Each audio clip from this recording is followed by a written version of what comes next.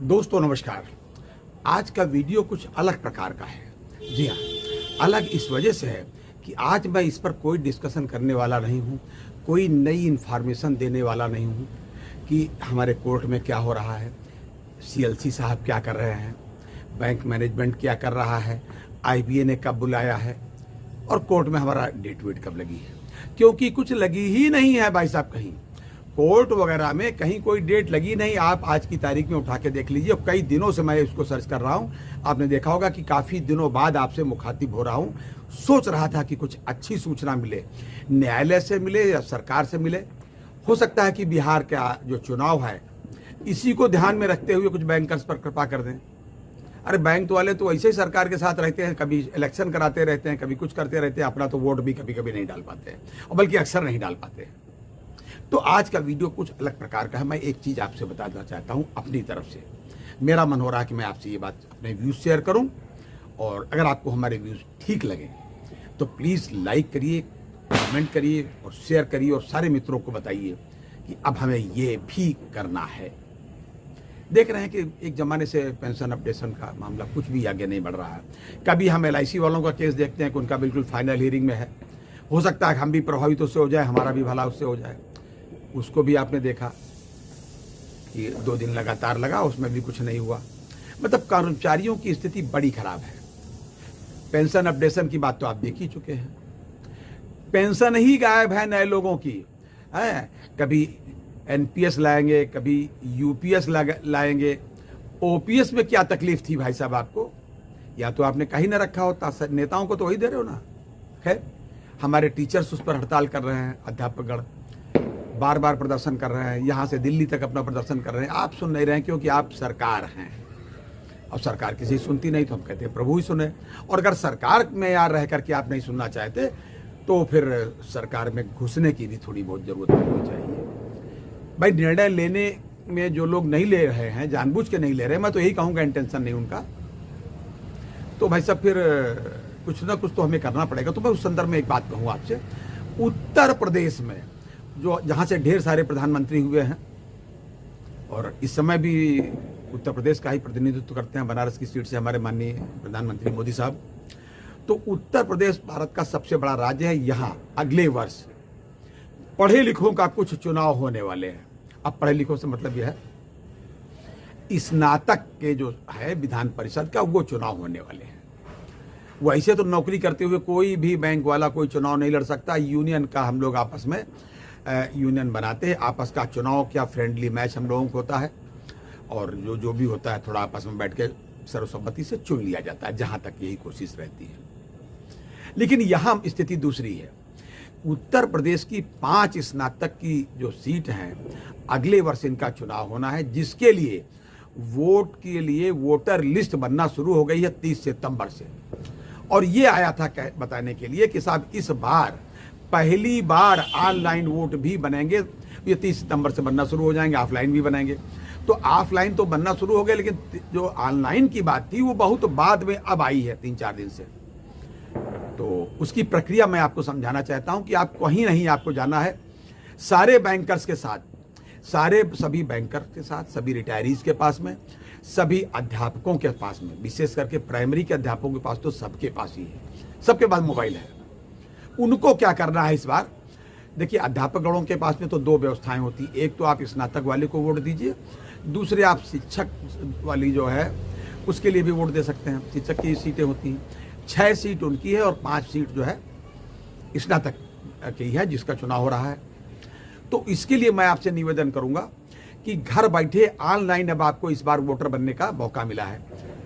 मैं देख रहा हूं जब से देश आज़ाद हुआ और जब से ये सारी बातें हुई हैं, तब से एक बार भी ऑनलाइन वोट कभी नहीं बने, और इसका प्रचार प्रसार भी नहीं किया जाता, इसलिए कि एक वर्ग विशेष के लोग, पूंजीपति लोग ही जो पहले से होते आए हैं, हर बार हो जाए। लेकिन इस बार आपको मौका किसी वजह से मिला, बहुत ज़्यादा हम लोगों के कहने सुनने से, रिक्वेस्ट करने से, बार बार लिखने के, और हमारे जैसे तमाम सारे लोगों ने लिखा होगा। बहरहाल उसकी अब लिंक आ गया है, तमाम हमने मित्रों को भेज भी दिए हैं, लेकिन फिर भी ये कैसे होगा, क्योंकि लापरवाही हो जाती है कि साहब कैसे करें। तो जो मैंने लिंक भेजा है, मैं फिर इस वीडियो में लगा रहा हूँ, ये लिंक है। इस लिंक को पहले आप क्लिक करेंगे, सबसे पहले मोबाइल में अपना जैसे डाटा ऑन कर लें और क्लिक कर दें। आपके पास अगर लैपटॉप है तो और आसान हो जाएगा। लेकिन क्लिक करने से पहले बता दें कुछ चीज़ों की इसमें ज़रूरत पड़ेगी जिनको आप निकाल के रख लें। जैसे अपना आधार कार्ड का नंबर निकाल के रख लें, आधार कार्ड है बगल में रख लें। तो करना क्या है, आपको कोई अलग से चीज़ नहीं लानी है। वोटर आईडी कार्ड ला के रख लें। ये 2 काम अपना जरूर कर लें। और दूसरे, स्नातक की आपकी मार्कशीट या डिग्री जो भी आपकी हो उसकी फोटो कॉपी भी अपने मोबाइल में ले लें, गैलरी में सेव कर लें। इतना काम आप कर लें। और आपको पता होना चाहिए कि जहां आप रह रहे हो उसका थाना कौन है, उसका पिन कोड कौन है। हालांकि थाना आप डाल दोगे तो पिन कोड आ जाएगा। तो अब मैं आपको ये बताने जा रहा हूं भाई साहब कैसे आप इसको ऑनलाइन वोटर बने। तो सबसे पहले जो मैंने लिंक दिया हुआ है, इस लिंक पर आप क्लिक करेंगे। जब क्लिक करेंगे तो ये देखिए, ये विंडो आएगी। आप फोटो में देखिए, मैंने इसके लिए डाला हुआ कि ये आएगा। जब ये विंडो खुलेगी 1 नंबर की, मैं बता रहा हूं आपको, तो इसमें आप सबसे ऊपर आप अपना मोबाइल नंबर डाल दीजिए। जब मोबाइल नंबर डाल देंगे तो नीचे कुछ आकृति विशेष प्रकार की, जिसे कैप्चा बोला जाता है बोलचाल की भाषा में, वो आएगा। उसको आप बिल्कुल हूबहू उसमें भर दें। आप उसको इंटर कर दें। जैसे आप इंटर करेंगे तो एक OTP आएगा मोबाइल पे आपके, उस OTP को आप उसमें भरें। जब आप OTP को भर देंगे तब दूसरी विंडो तुरंत खुल जाएगी कि आप स्नातक का, और इसमें जो है इस तरीके से अपना भरें। स्नातक कौन सी सीट का है, कहाँ से है। मान लीजिए उदाहरण के लिए लखनऊ सीट है, लखनऊ क्षेत्र, तो आप उसमें सेलेक्ट कर ले। लखनऊ उसमें दिखाई पड़ेगा, तो लखनऊ पर क्लिक कर दीजिए। जब लखनऊ आ जाएगा भाई साहब, पहले तो ये आएगा कि आप हिंदी में आप भरना चाहते हैं कि अंग्रेजी में। अंग्रेजी थोड़ा आसान होती है स्नातकों के लिए। वैसे तो सभी भाषाएं अच्छी हैं, हिंदी तो हमारी अपनी भाषा है खैर, लेकिन कंप्यूटर चूंकि टेक्निकल मामला है तो थोड़ा अंग्रेजी भरेंगे तो आसान रहेगा। मैंने भी अंग्रेजी में भरा था। तो जब आप भरेंगे, इंग्लिश को ऑप्ट करेंगे तो उसका फॉर्म खुल जाएगा। फिर आएगा किस क्षेत्र से, तो क्षेत्र, उसमें सारे क्षेत्र आएंगे। तो आप लखनऊ सीट को सिलेक्ट कर लीजिए।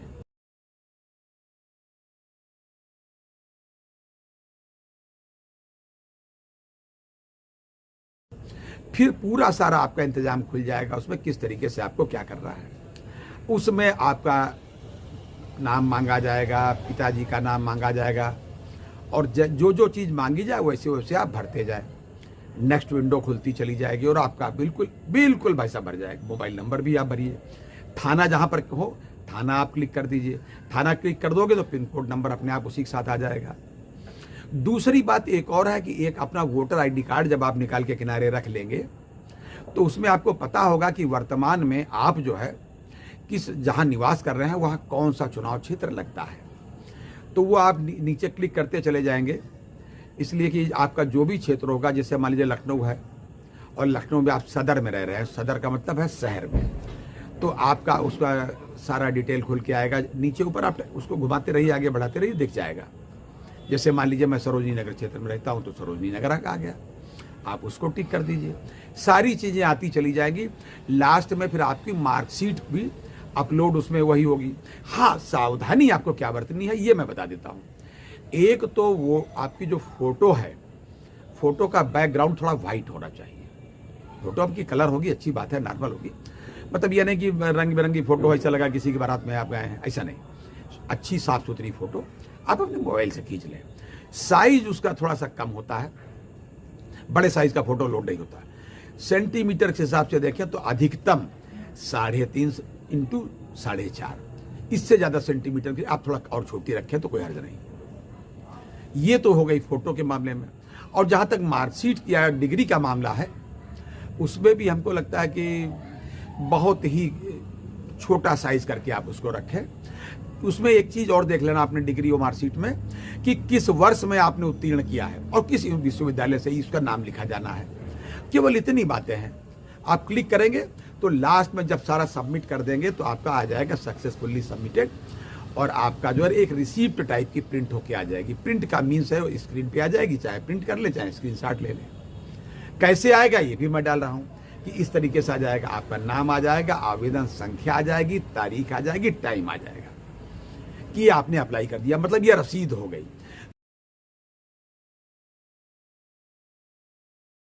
ये एक बहुत ही अच्छी बात है और आपके पास ये एक बहुत बड़ी ताकत हो जाएगी बैंकर्स के पास में, अध्यापकों के पास में, कि आप अपने शिक्षित व्यक्ति को, शिष्ट व्यक्ति को, जिस व्यक्ति ने आपकी तकलीफों को देखा और जिया हो, उसको वहाँ भेजें।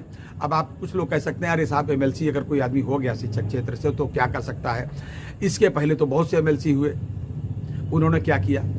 ये बिल्कुल सही बात है, उन्होंने जब नहीं किया तभी तो आपके बैंकर साथी उसमें चुनाव में खड़े होने की बात सोची जा रही कि किसी बैंकर को खड़ा किया जाए, अध्यापकों का उसमें सहयोग आशीर्वाद दिया जाए, क्योंकि अध्यापकों के पास तो उनका प्रतिनिधि होता ही होता है।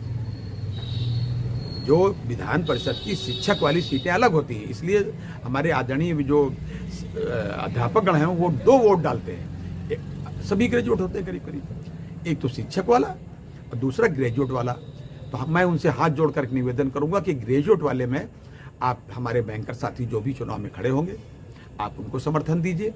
लेकिन समर्थन आप तब देंगे भाई साहब जब आप अपना वोट बनवा पाएंगे। पहले आप वोट बनवाइए। अरे घर में बैठ करके बन जाएगा मोबाइल से भाई साहब, कहीं जाने की जरूरत नहीं, कोई 1 रुपया लगाने की जरूरत नहीं, कोई अलग से फोटो खिंचवाने की जरूरत नहीं। और जो मैंने आपको डाला है कि इस तरीके से रिसिप्ट आ जाएगी, आप ले लीजिए। और उसके बाद में इसका जो है पब्लिकेशन आ जाएगा कि साहब आपका नाम आया या कहाँ पर आया। और हाँ, वोटर लिस्ट में अपना नाम पंजीकृत कराने की आखिरी तारीख जो ऑनलाइन की है वो 6 नवंबर है। लेकिन मेरा हाथ जोड़ करके आपसे निवेदन है कि आप इसको इसी महीने में, प्रत्येक दशा में, इसी अक्टूबर के महीने में ही इसको कर लीजिए। और बल्कि मैं तो कहूँगा यथाशीघ्र कर लीजिए। मैं इन्हीं बातों के साथ अपनी वाणी को विराम देता हूँ। आपसे निवेदन करता हूँ कि प्लीज़ इस बार आप अपने किसी बैंकर साथी को, अरे भाई 32 साल से नहीं हुआ, हम कहते वहाँ जाकर के अगर वो कहेगा हम साहब जब तक ओपीएस नहीं आती तब तक मैं भूख हड़ताल पर रहूँगा, जब तक हमारे पेंशनर्स का जो है पेंशन अपडेशन नहीं होते तब तक मैं भूख हड़ताल पर रहूँगा, जाके कहे और बैठ जाओ वहीं। अरे कैसे नहीं सुना जाएगा भाई साहब। इन्हीं शब्दों के साथ मैं आपसे विदा लेना चाहूँगा और आप सबको भाई साहब जो है बहुत बहुत धनतेरस की शुभकामनाएं। और प्रभु करें आप सब पर धन वर्षा हो। लेकिन भैया पेंशनर्स पर कहाँ होगी धन वर्षा? प्रभु जब चाहेंगे तभी। और प्रभु के चाहने का ये कि प्रोसीजर है, समझ लीजिए, कि आप मतदाता बने, आपका घर का व्यक्ति, आपका परिवार का व्यक्ति, आपका अपना व्यक्ति जिसने आपके दुखों को, कष्टों को देखा और जिया हो, सदन में पहुंचे, वहीं लेट जाए, बैठ जाए कि हम चलने नहीं देंगे, चाहे उसको मार्शल उठा के बाहर फेंक दे, कुछ भी करे। भाई साहब कैसे नहीं सुनी जाएगी उसकी बात। पुनः आपको आज के पावन पर्व की धनतेरस की बहुत बहुत शुभकामनाएं। और पुनः एक निवेदन कि जल्दी ही आप अपना आपको स्नातक विधान परिषद के मामले में अपने को मतदाता के रूप में पंजीकृत करा ले। और हाँ, अपनी सेहत का पूरा ध्यान रखें। जय हिंद, जय भारत, नमस्कार।